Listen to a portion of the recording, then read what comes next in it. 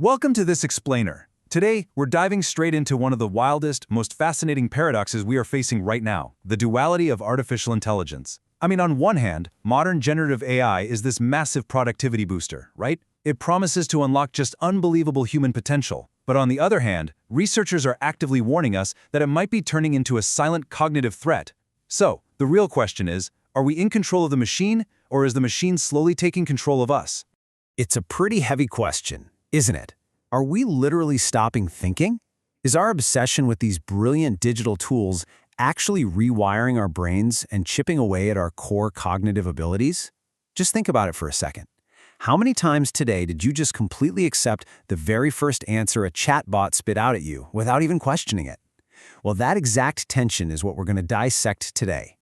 So here is our roadmap for today. 1. Superpowers or dependency. 2. The productivity machine. 3. The cognitive risk. 4. Creative crutch. And finally, 5. The human factor. Let's get into it.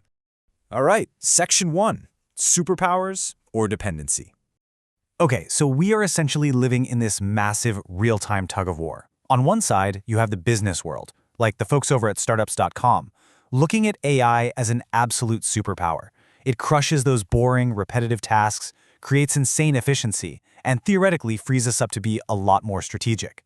But then, you look at academic research, like a recent deep dive from the Federal University of Santa Maria, and they're waving a huge red flag. They warn it's becoming a crutch.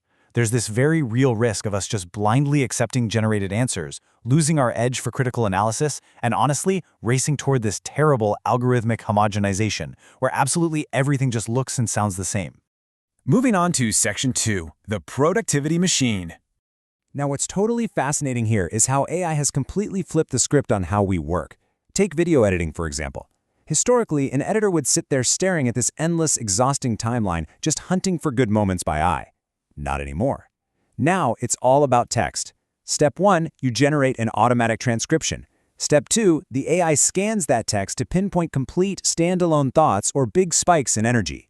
So instead of wrestling with super heavy video software, you're literally just editing a text document.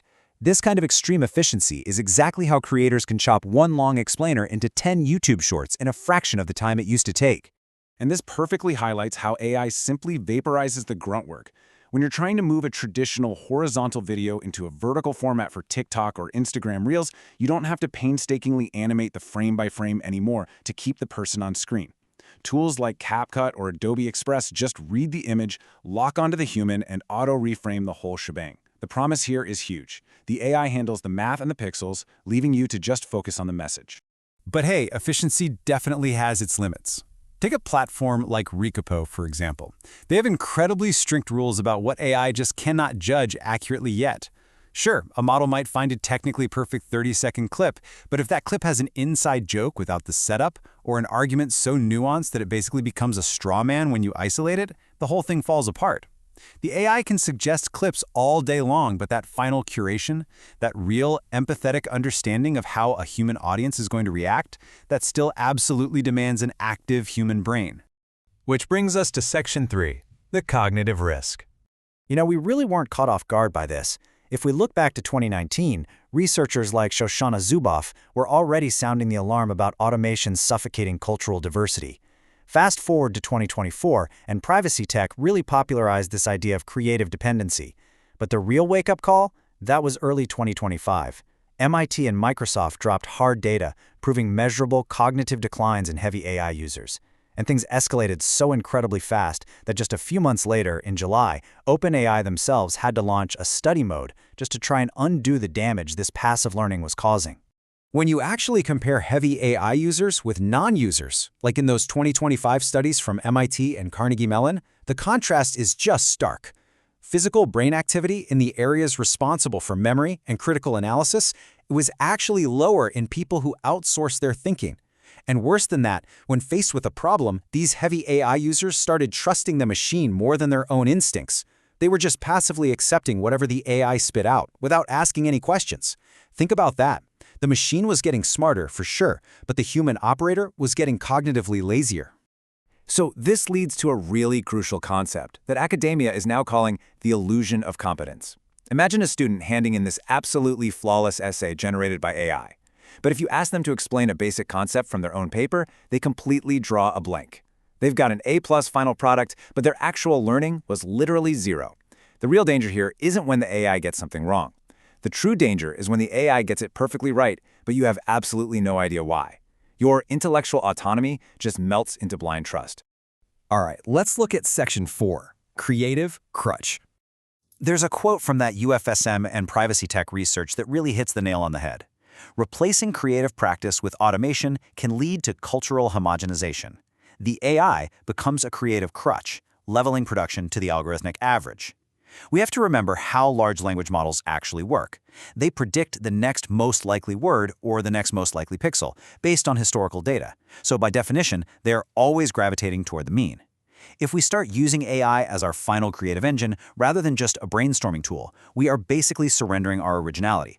Because human brilliance, it usually lives in the mistakes, the weirdness, those crazy illogical leaps that an algorithm is literally programmed to avoid. The tech industry knows this is a massive problem. That's exactly why OpenAI pushed out that study mode update. It was a direct counterattack to try and reverse this cognitive decline. Instead of just acting like an answer vending machine that totally kills your thought process, it acts more like a Socratic tutor. So if you ask it to solve a complex math problem, it will flat out refuse to just hand you the answer. Instead, it asks you questions. It forces you to actually think. It's AI deliberately engineered to trigger reflection, stepping up as a real cognitive enhancement tool rather than a replacement. And that brings us to our final section, Section 5, the human factor. At the end of the day, the solution to this whole paradox isn't going to be found in better code. It's found in us. The CEO of Thomson Reuters summed this up perfectly in that Startups.com BR article when he said, "People were, are, and will continue to be the #1 asset in any business." When we use AI to automate the boring mechanical grunt work, we aren't replacing humans. Actually, scratch that. We're doing the exact opposite. We're clearing their schedules so they can finally focus on what really moves the needle: empathy, strategic relationships, and genuine creative innovation. 98%. Let that number sink in for a second. That is the Team Happiness Index at More Talents, a design and tech firm featured in our sources. They leverage all of these modern AI tools, but they do it with this obsessive, relentless focus on human well-being. They totally get that scaling a business in the AI era doesn't just mean buying more software licenses. It means fiercely protecting and caring for the human brains that are actually orchestrating those tools. And you know what? That human-centric philosophy pays off directly in their business metrics. When you have a team reporting 98% happiness while being supported by top-tier tech, they generate a Net Promoter Score of 91. For context, that is absolutely world-class client satisfaction.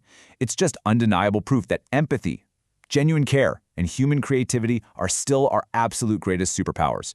AI is an amazing lever for sure, but people, we're still the driving force. So I want to leave you with a final, somewhat provocative thought, drawn straight from those UFSM academic reflections. Technology itself is totally neutral. It's our posture toward it that is going to define our cognitive and professional futures. So what's it going to be? Will you use AI to cut through the noise and amplify your own unique brilliance? Or will you just let it think for you, quietly slipping into that illusion of competence and fading into the algorithmic average?